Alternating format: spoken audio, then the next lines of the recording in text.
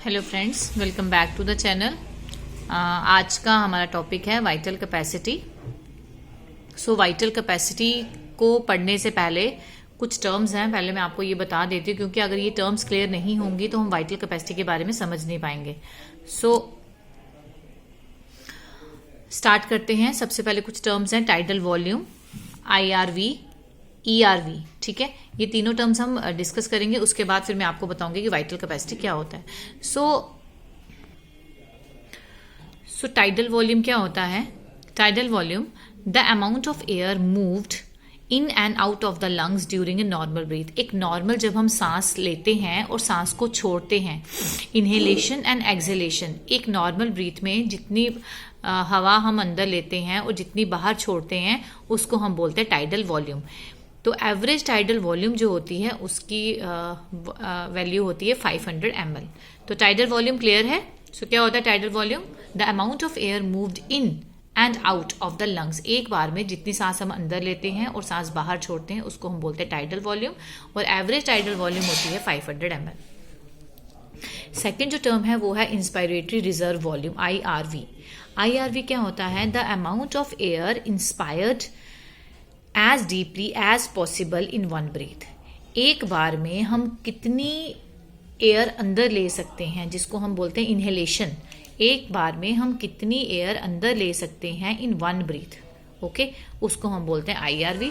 Average inspiratory reserve volume कितनी होती है? 2.5 से 3.5 लीटर। ये दो टर्म क्लियर है। अब हम चलते हैं अपनी थर्ड टर्म की तरफ। थर्ड टर्म है आपकी एक्सपायरेटरी रिजर्व वॉल्यूम, ERV। अब ERV क्या होता है? The amount of air expired exhaled as deeply as possible in one breath. IRV होता है एक टाइम पे आप कितनी एयर अंदर ले सकते हो, और ERV होता है एक टाइम पे आप कितनी एयर एक्सपेल्ड कर सकते हो। एक टाइम पे जब आप सांस छोड़ते हैं तो कितनी जोर से आप एक सांस जो है, कितनी डीपली आप जो है सांस ले सकते हैं, और ERV होता है कितनी डीपली आप सांस बाहर छोड़ते हैं। सो एवरेज एक्सपायरेटरी वॉल्यूम कितना होता है? 1 से लेके 1.5 लीटर। यहां तक क्लियर है? तो तीन टर्म्स अब हमारे पास हो गई, tidal volume, IRV and ERV। अब टाइडल वॉल्यूम होती है कि एक बार में हम कितनी सांस लेते हैं और छोड़ते हैं। IRV होगी कि कितनी एक टाइम पे हम कितनी डीपली सांस ले सकते हैं, और ERV हो गया एक टाइम पे हम कितनी सांस छोड़ सकते हैं।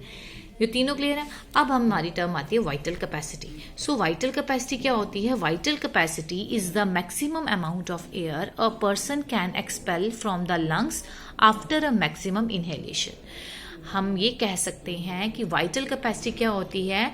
Is the amount of a person, कितना एक पर्सन जो है नॉर्मली कितनी इनहेलेशन कर सकता है और कितनी इनहेलेशन से वो बाहर सांस छोड़ता है। ठीक है, पहले आप कितनी जोर से सांस ले सकते हो, जैसे हम सांस लेते हैं ऐसे करके, और उसके बाद कितनी जोर से हम वो सांस एक्सपेल करते हैं, बाहर छोड़ते हैं। ठीक है, सांस लेके सांस बाहर छोड़नी एक टाइम पे आप कितना कर सकते हो उसको हम बोलते हैं vital capacity. It is equal to the sum of inspiratory reserve volume, ठीक है, आपकी टाइडल वॉल्यूम और आपकी ERV, इन तीनों का सम जो होता है वो वाइटल कैपेसिटी होता है, TV plus IRV plus ERV।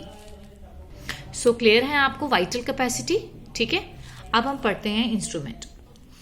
The instrument used to measure vital capacity. Vital capacity को मेजर करने के लिए जो इंस्ट्रूमेंट यूज होता है उसको हम बोलते हैं स्पायरोमीटर।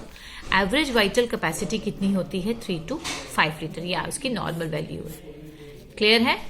सो वीडियो पसंद आई हो तो लाइक, शेयर और सब्सक्राइब जरूर कीजिएगा, और thank you for watching my channel.